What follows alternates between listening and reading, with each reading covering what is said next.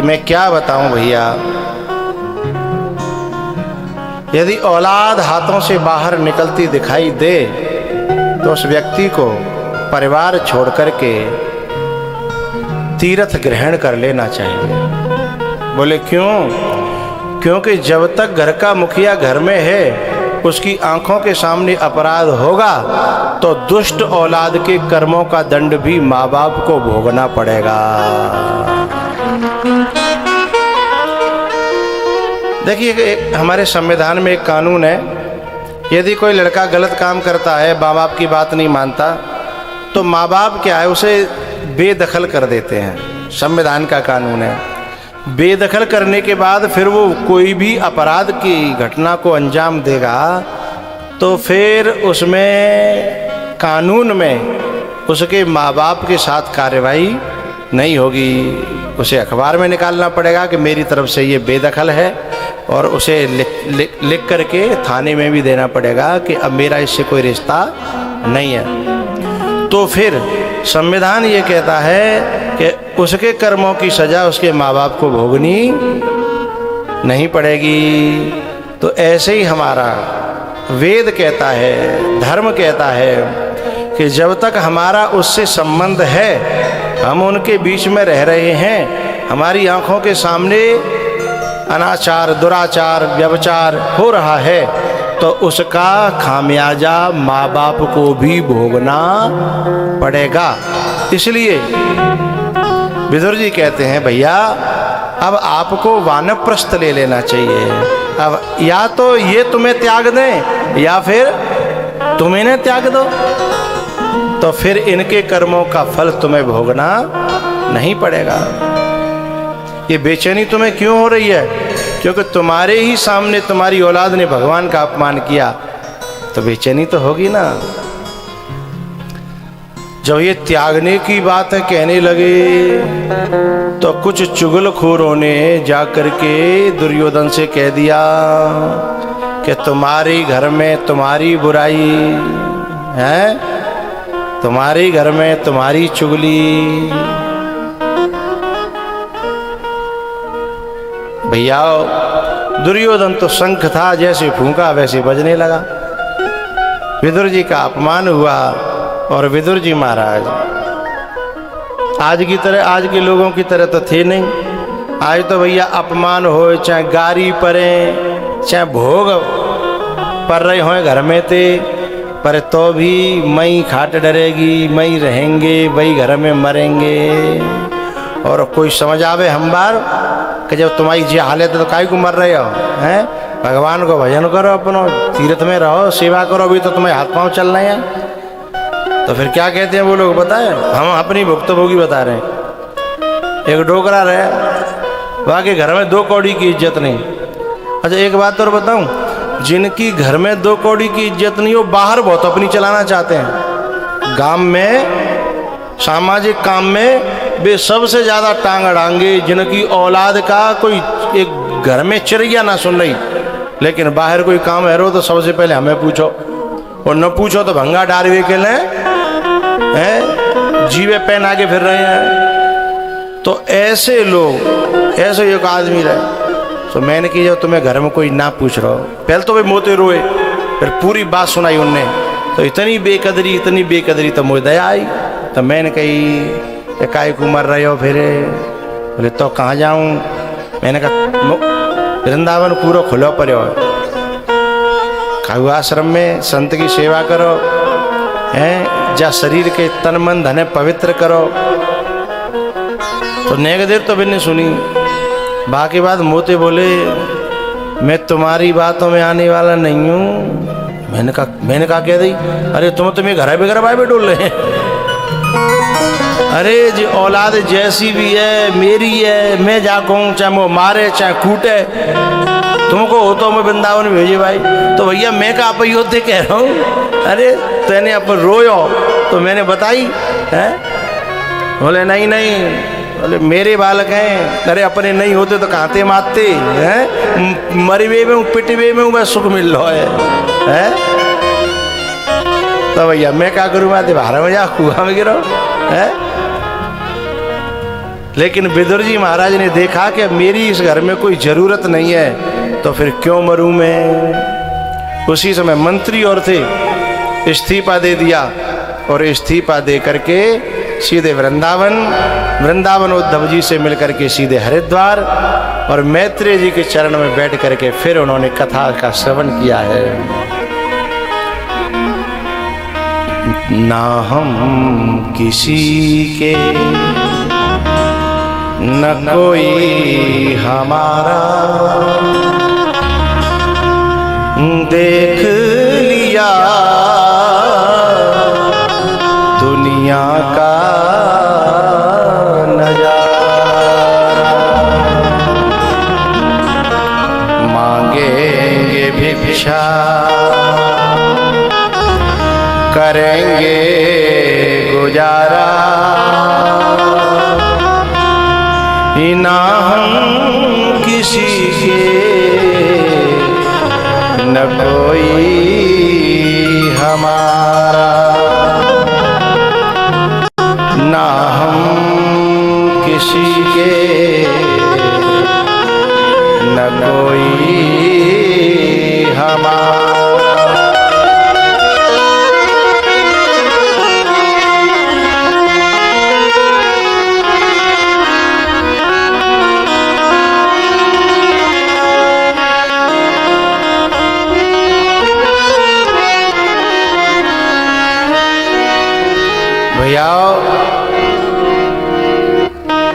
विदुर जी महाराज ने मैत्रेय जी के चरणों में बैठ करके पूछा कि हे गुरुदेव, मुझे इस दुनिया के बारे में बताओ, इस सृष्टि के बारे में जरा बताओ।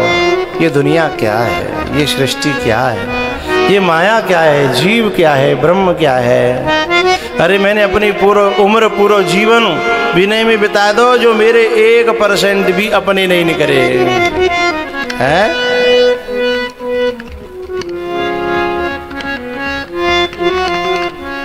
जिनमें मेरा एक भी अपना नहीं था और मैंने उनके लिए अपना जीवन बिता दिया।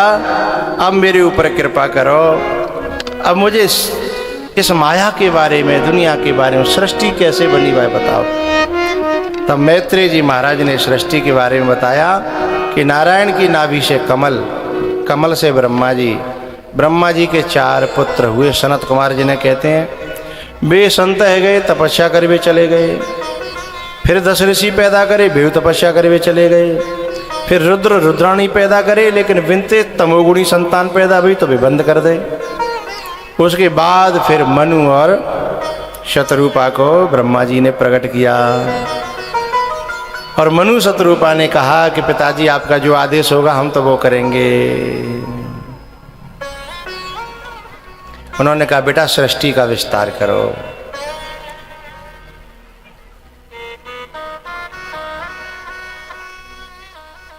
और मनु और शतरूपा से 5 संतानें पैदा हुई।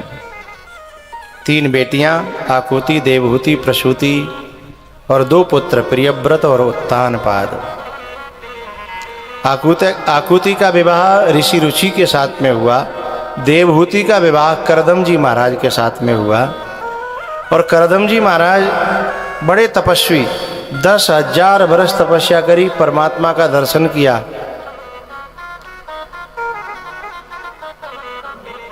और उसके बाद जब मनु की कन्या देवहूति के साथ में विवाह हुआ तो एक बात तय हुई कि एक संतान पैदा होते ही हम घर को छोड़ देंगे, क्योंकि वे जानते थे किस बात को, क्योंकि एहि तन कर फल विषयन भाई, स्वर्ग स्वल्प अंत दुखदा,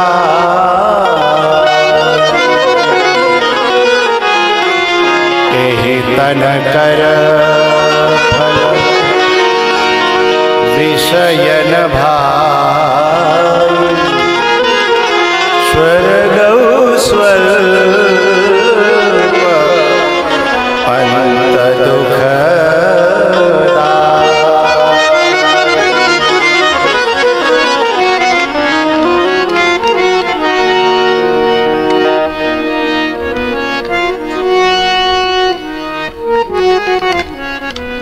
भैयाओ, मनु और देवहूति और करदम जी महाराज तपस्या में लीन रहे बहुत वर्षों तक और देवहूति सेवा करती रही। विश्रम्भेण आत्म शौचेन गौरवेण दमेन च, दीन भाव से और पति की सेवा करने में अपने आप को गौरव अनुभव करती थी। गौरव अनुभव करने का क्या मतलब है? यदि हम किसी की सेवा करते हैं तो कहने वाले उसे शब्द दे देते हैं कि तू यूं ही गुलामी करते करते मत जागो, तू यूं ही गुलामी करते करते मत जावेगी। अरे अपने भी कुछ अधिकार होते हैं, राइट्स होते हैं अपने, हैं? अपनी भी कुछ पर्सनल लाइफ होती है। क्या ये जिंदगी यूं ही आदमियों की चापलूसी करने के लिए है? तो संसार के लोग जिसे इस एंगल से देखते हैं उसे देवहूति अपना गौरव कि मुझे परमेश्वर की, परमात्मा की, महात्मा की सेवा मिली है, इससे बड़ा मुझे और क्या चाहिए।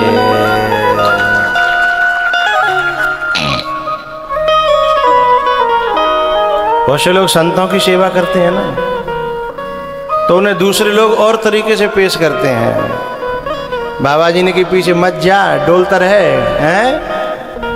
इतना है गए, यूं ही मरियो, बाबा जी दे जाएंगे पोटरा, हैं? हम तो किसी बाबा जी की गुलामी नहीं करते, हम का कुछ चापलूसी नहीं करते। जिस परम पवित्र सेवा को, धरती की अमूल्य सेवा को जो इन शब्दों से तौलता है, वह इस धरती का सबसे मूर्ख आदमी है। उसे पता ही नहीं इस सेवा का फल क्या होता है।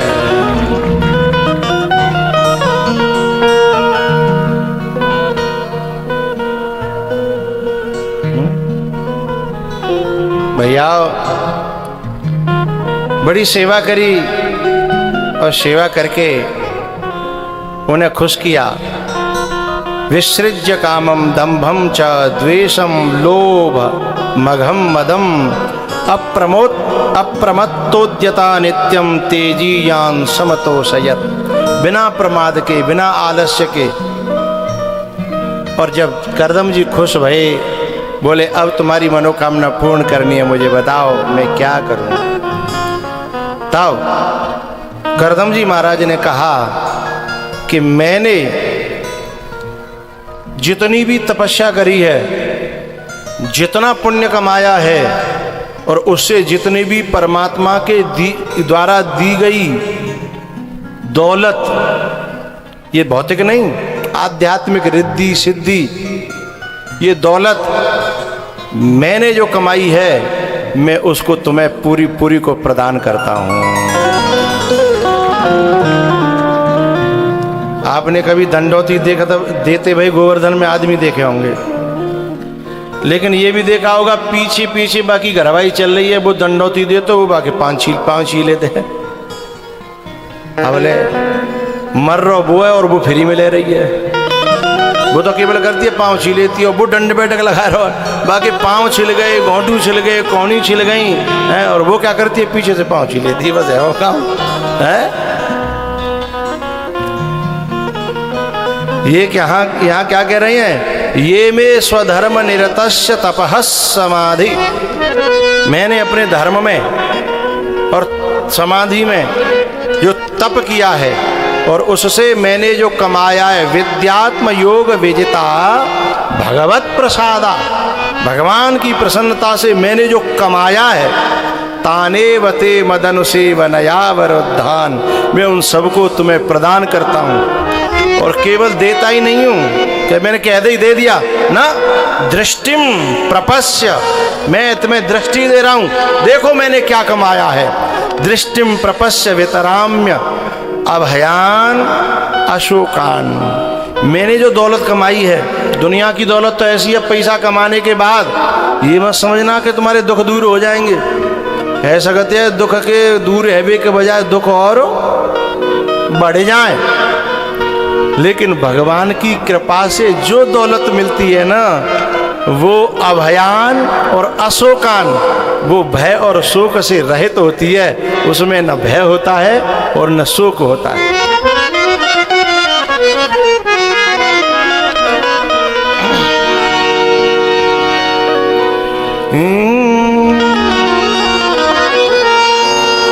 प्रियायाः प्रियमनवीक्षन् कर्दमो योगमास्थितः विमानं कामगं छत्तस्तर्येवा विरचीकर।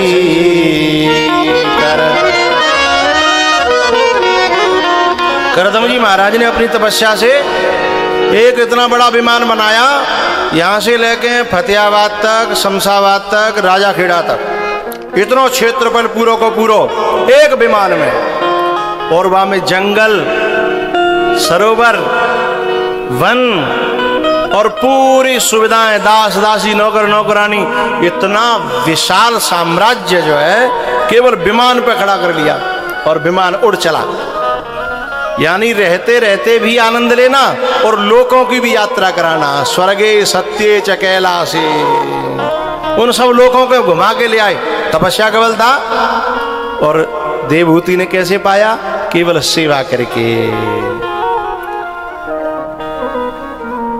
पहले हम गाया करते थे ना एक पंक्ति, मिल गई साधु संतों की सेवा मुझे, अब जमाने की दौलत, दौलत तो पीछे पीछे डोलेगी ना, वो वाली दौलत, अभयान अशोकान।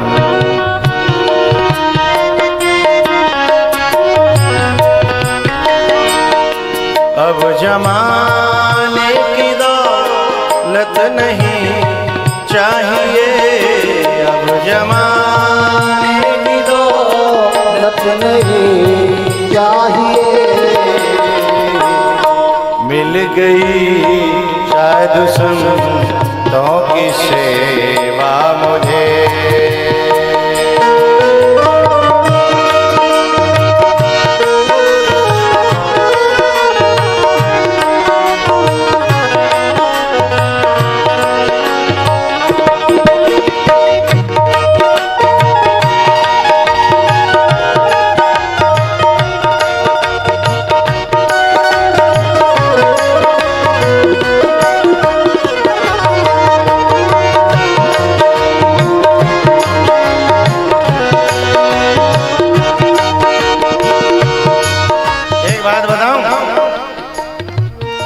कहूँ दंगल है रो है, पहलवान कुश्ती लड़ रहे हो और वहाँ में भीड़ में कोई पहलवान बैठे हो, वहाँ पहलवानी छोड़ दी हो। लेकिन जब कोई दाव ऐसो लगवे वारो हो कि बाप लग नहीं रहो नीचे वारे पे, तो बाको मन यूँ करता कि जे हट जाए न कि मैं जाऊँ तो 1 मिनट में जाए चित्त कर दूँ है। बाकी कंधा फड़कने लगते हैं, मन करता है कि मैं कर दूँ, है ना। ये बात मैं क्यों कह रहा हूं? जिसे साधु संतों की सेवा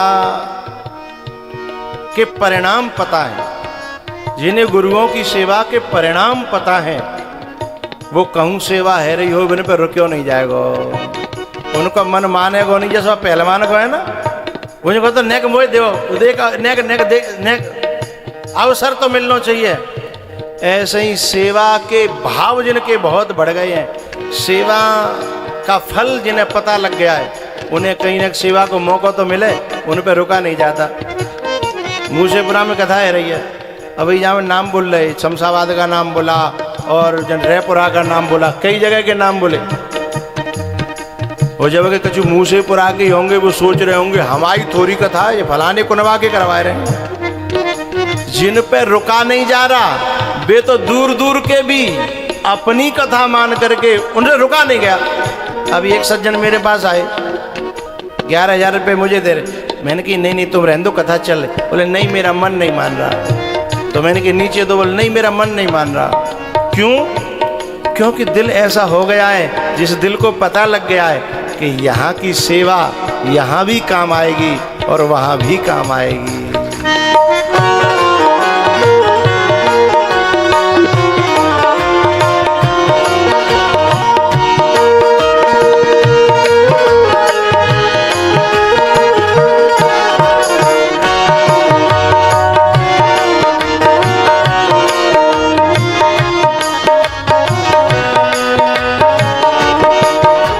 गई साधु संतों की सेवा मुझे।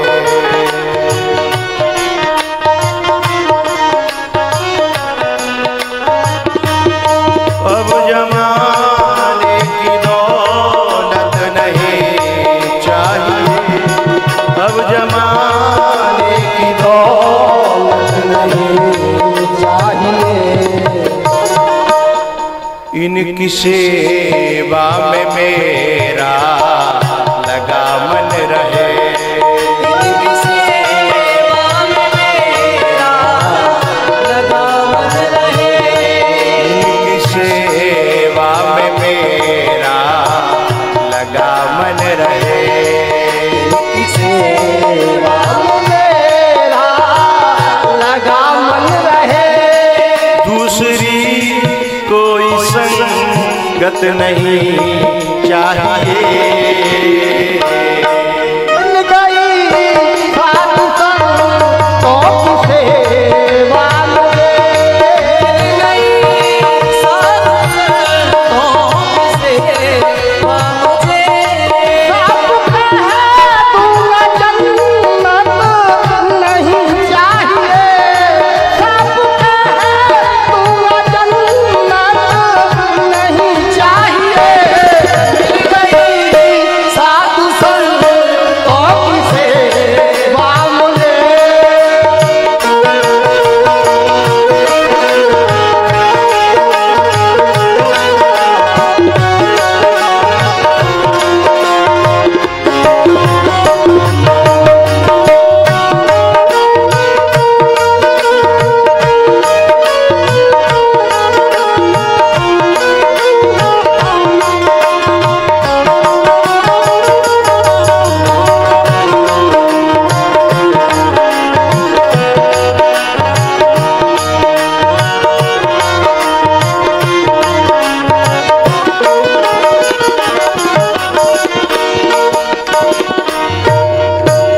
मुझको एक और संतों की सेवा मिले, दूसरी और मिलता हो जन्नत का सुख। संत सेवा में इतना भरोसा मुझे, संत सेवा में इतना भरोसा मुझे। साफ कह दूंगा जन्नत नहीं चाहिए।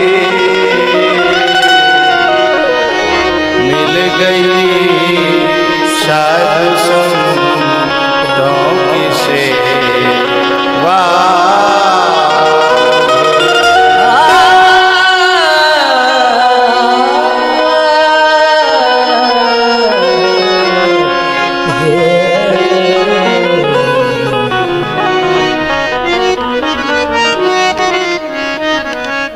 मिल गई साधु संतों की सेवा।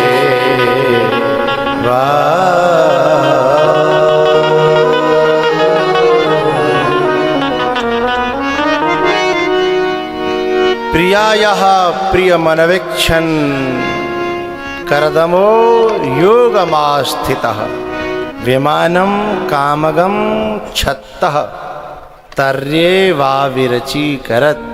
आज क्या फल मिला देवहूति को? पूरी की पूरी तपस्या करी करदम जी ने और फल पाया देवहूति ने। और छोटा मोटा यही केवल भौतिक नहीं, कोख से 9 कन्याओं ने जन्म लिया और अंतिम में इंसान ने नहीं, मनुष्य ने नहीं, देवता ने नहीं, कपिल भगवान ने अवतार लिया। ऐसी कोख से संतों की सेवा की थी ना।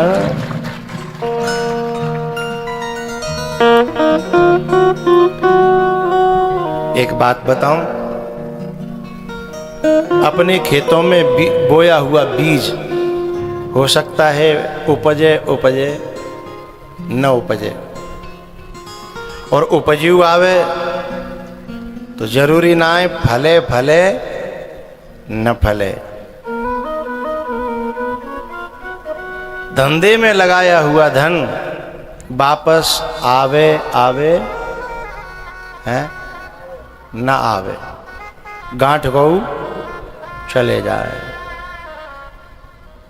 लेकिन संतों की सेवा में बिताया हुआ क्षण, संतों की सेवा में बिताया हुआ कण